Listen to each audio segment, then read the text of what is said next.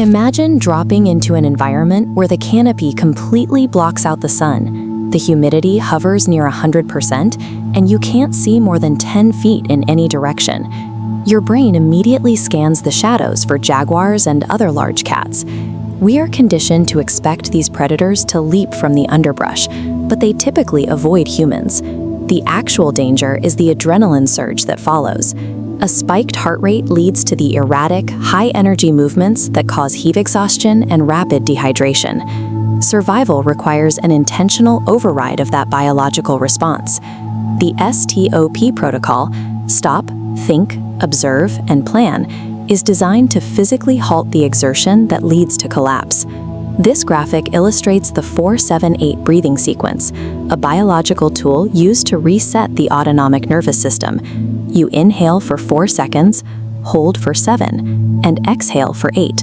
This specific cycle physically forces your heart rate back into a stabilized rhythm. Lowering your heart rate through this mechanical reset clears the brain fog caused by adrenaline. By stabilizing your internal chemistry first, you gain the cognitive clarity required to start making the logical decisions that keep you alive. Disease-carrying mosquitoes, waterborne pathogens, and aggressive fungal infections are the primary physical threats in this environment. In the jungle, the constant, oppressive moisture is a far more consistent hazard than any animal. Standard waterproof gear often backfires here. If you step into a river wearing heavy canvas and rubber boots, the water, along with your own sweat, gets trapped inside the material.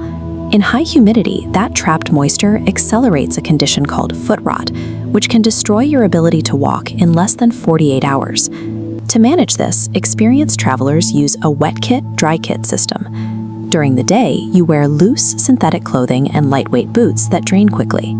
You accept that this gear will stay soaked from rain and sweat while you are moving. The dry kit is your essential recovery tool. After you wash off at camp, you change into a clean, completely dry set of clothes. These few hours of dryness allow the skin to breathe and heal, preventing the deep infections that thrive in a wet environment.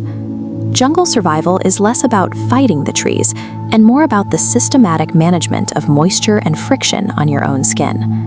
The jungle canopy makes sunset arrive early, and nightfall brings near-zero visibility, along with a surge in terrestrial insect activity. You have a narrow window to secure water and shelter before the light fails. Reliable hydration is often trapped in the vegetation around you. If you find bamboo, look for the segmented joints of the stalks. These compartments frequently collect and naturally filter rainwater, providing a clean source that hasn't touched the potentially contaminated ground. If you must drink from a stream, you can sterilize the water without a metal pot using hot rock tea.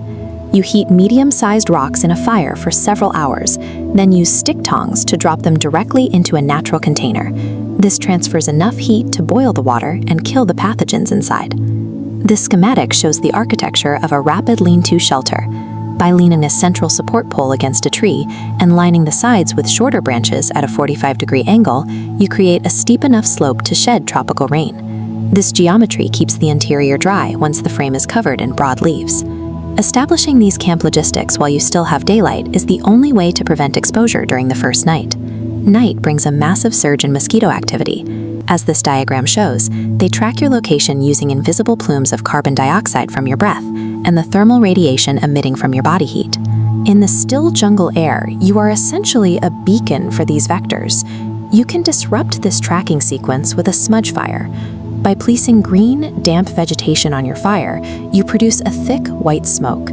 This creates a chemical and thermal mask that physically scatters the insects and hides the signals your body is emitting. True defense requires layering this smoke with modern tools: picaridin repellent on your skin, permethrin on your gear to kill insects on contact, and a fine mesh head net. This combination prevents bites and the diseases like malaria or dengue that come with them. Surviving the night is a tactical effort to manipulate your own chemical and thermal signature. By masking your signals, you become invisible to the microscopic hunters in the dark. On day 2, the focus shifts to calorie management and self-rescue. Every action now must be weighed against the energy it consumes. Hacking through the dense brush with a machete or actively hunting for food burns through calories at a rate that is impossible to replenish in the wild. Digging simple hole-in-the-ground traps is much more efficient, allowing you to gather protein while keeping your core temperature and energy reserves stable. Self-rescue relies on a consistent spatial algorithm. You pick a single direction and maintain it by following existing animal trails. These trails help you bypass the most energy-draining thickets and typically lead toward the lowest elevations. Water navigation follows a predictable hierarchy. A small stream eventually feeds into a larger river, and major rivers are the primary sites of human civilization. This aerial view shows the scale of the waterways that serve as your roadmap home.